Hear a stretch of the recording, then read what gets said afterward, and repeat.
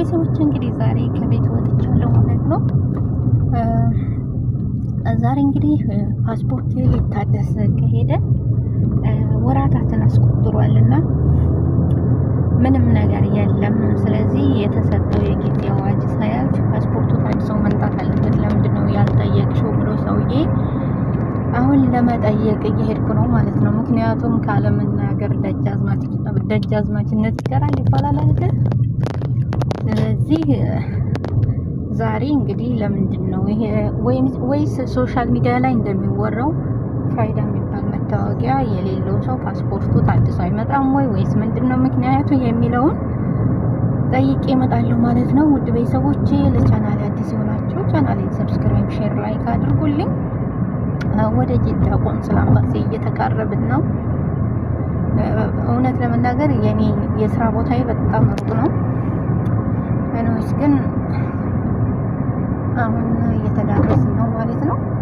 እንደኔ ማለት ነው እንደኔ ፓስፖርታችሁ ሊታደስ ሄዱ በዛው እየቀረባችሁ ካላችሁ ኮሜንት ላይ እስኪ ያስቀምጡልኝ።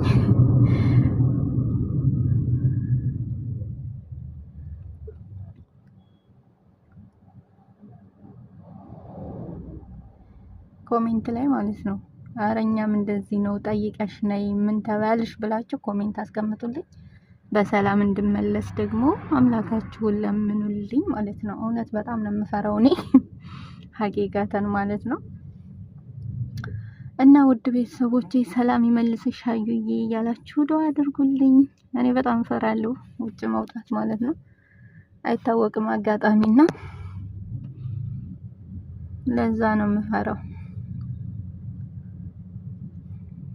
መብራት ነው መሰለኝ ያዘን። አልሙሂም አብራችሁ ይቆዩ ማለት ነው።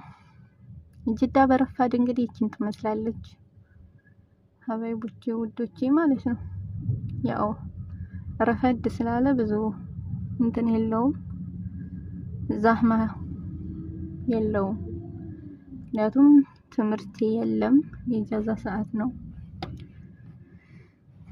እና ብዙ ዛህማ የለም።